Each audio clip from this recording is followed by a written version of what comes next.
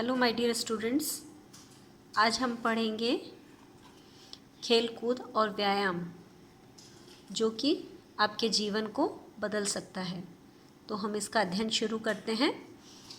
नंदिता की शोभना चाची दिल्ली से आई तो नंदिता को देखकर हैरान रह गई और बोली, नंदिता क्या बात है, आजकल तुम कुछ खाती पीती नहीं हो, इस तरह सूखती क्यों जा रही हो, तुम्हारा चेहरा भी बुझा बुझा सा है। इसमें कौन है? ये छोटी सी जो लड़की है वो नंदिता है और इसकी शोभना चाची दिल्ली से आई है जो इसको देखकर हैरान है और उससे पूछती कि तुम आजकल सूखी क्यों जा रही हो। ये सुनकर नंदिता हंसकर बोली, नहीं चाची जी, आपको ऐसा ही लग रहा है, मैं ठीक तो हूँ।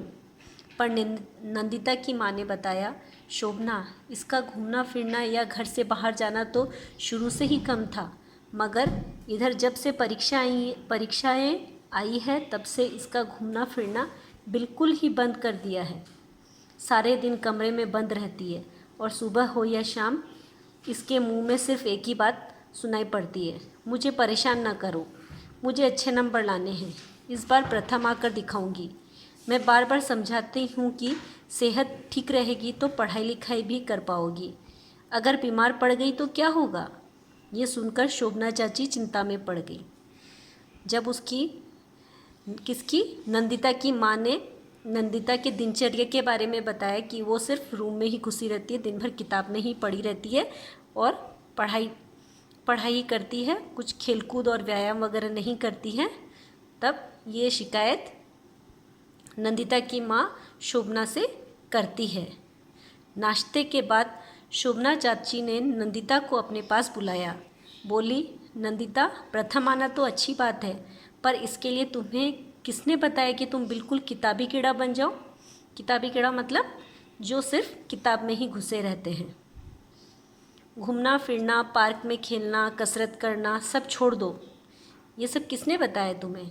जब शरीर स्वस्थ होता है तो मन भी ताजगी से भरा होता है, उसमें नए नए विचार आते हैं, जो कुछ पढ़ो वह याद भी रहता है। सच कहूँ नंदिता, तुम अपना बहुत नुकसान कर रही हो। यह सुनकर नंदिता एक क्षण के लिए चुप रह गई, जैसे अंदर ही अंदर अपनी गलती पता चल रही हो। जब नंदिता ने कहा कि तुम इस तरह से अगर किताबी कीड़ा बन जाओगी तो किस तरह से स्वस्थ रहोगी, थोड़ा सा स्वस्थ रहने के लिए क्या खेल कूद की भी ज़रूरत होती है। तो ये सुनकर उसको समझ में तो आ ही जाता है कि हाँ, ये सब भी ज़रूरी है।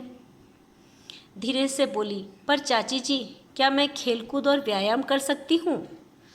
शोभना चाची बोली, भाई ज़्यादातर व्यायाम ऐसे हैं जिन्हें हम आराम से कर सकते हैं, अपनी अपनी शारीरिक ज़रूरत और रुचि के अनुसार उसमें से कुछ व्यायाम चुने जा सकते हैं।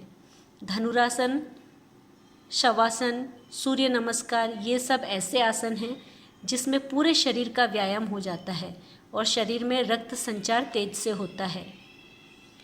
मतलब एक्सरसाइज जो करते हैं, व्यायाम जो करते हैं, वो शरीर की ज़रूरत के हिसाब से करना चाहिए। ऐसा नहीं कि कोई सा भी एक्सरसाइज कभी भी किया जा सकता, नहीं। इसमें शोभना चाची बोलती है, पर धनुरासन और शवासन और सूर्य नमस्कार जो हैं, ये जो व्यायाम हैं, ये व्यायाम करने से पूरे शरीर का व्यायाम हो जाता है और शरीर का क्या होता है, रक्त संचार, मतलब ब्लड सर्कुलेशन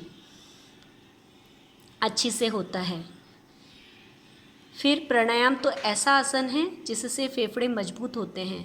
आमतौर पर जितनी ऑक्सीजन हमें चाहिए होती है उतनी हम नहीं ले पाते, लेकिन प्राणायाम से जब भरपूर सांस अंदर जाती है तो इसके साथ ऑक्सीजन की भरपूर मात्रा भी जाती है।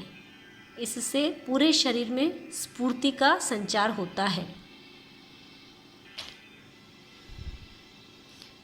नंदिता ध्यान से सुन रही थी। शोभना चाची आगे बोली, कुल मिलाकर योग हो या व्यायाम, इससे शरीर के साथ साथ मन में ताजगी आती है और मन की एकाग्रता बढ़ती है। इसलिए अगर तुम प्रथम आना चाहती हो और अधिक नंबर लाना चाहती हो तो तुम्हें खेल और व्यायाम से दूर भागने की ज़रूरत नहीं है, बल्कि शाम को थोड़ा समय निकालकर पार्क में खेल लोगी तो इसका फ़ायदा होगा कि तुम कम समय में दुगना याद कर लोगी और परीक्षा में अधिक नंबर ले आओगी। अब सोचकर बताओ कि खेल और व्यायाम से फ़ायदा है या नुकसान। तो ऑफ कोर्स हमें खेल कूद और व्यायाम से फ़ायदा होता है, क्योंकि इससे मन एकाग्र होता है। एकाग्र मतलब हम लोग का ध्यान उस चीज़ पर एकत्रित हो जाता है, जिससे कि इधर उधर मन भटकता नहीं है। तो हमें कोई भी चीज़ पढ़ने से या जब हम समझते हैं तो वो जल्दी याद हो जाती है। अब नंदिता को समझ आ गया था कि पढ़ाई के साथ साथ खेल कूद और व्यायाम भी बहुत ज़रूरी है। शाम को शोभना चाची पार्क में जाने लगी तो नंदिता बोली, ठहरिए चाची जी, मैं भी चलूँगी। पार्क में नंदिता ने दूर दूर तक फैली हरियाली को देखा। बच्चों को झूला झूलते देख उसके मन में भी हिलोर पैदा हुई। हिलोर मतलब खुशी। वह भी झूला झूलने लगी। शोभना चाची पीछे से धक्का देकर उसे ज़ोर ज़ोर से झुलाने लगी तो वह बहुत देर तक हंसती खिलखिलाती रही। झूला झूलने के बाद जब दोनों घर आने लगे तो देखा कि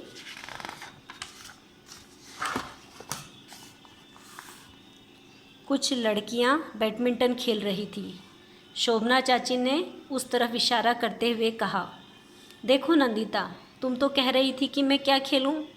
कुछ समझ में नहीं आ रहा है, पर जहाँ चाह वहाँ राह। देखो ये लड़कियाँ कितने मज़े से बैडमिंटन खेल रही है। नंदिता हंसकर बोली, हाँ चाची जी, अब मैं भी खेलने आया करूँगी। मैं आज से ही अपनी सहेली नीना से बात करती हूँ। हम दोनों मिलकर रोज़ शाम को पार्क में खेलने आया करेंगे। अगले दिन शोभना चाची गई, लेकिन नंदिता उनकी सीख नहीं भूली। शोभना चाची ने उसे जो राह दिखाई उससे उसके जीवन में खुशियाँ ही खुशियाँ भर गई। तो उसने क्या किया, जो उसकी चाची ने अच्छी बातें सिखाई उसको उसने फॉलो किया। वैसे ही आप सबको भी अच्छी बातों को अपनाना चाहिए, ठीक है। और पढ़ाई के साथ साथ खेल कूद करना भी ज़रूरी है। ये तो आप सभी जानते हैं, जो कि इस पाठ में सिखाया है, ठीक है। Thank you, bye bye.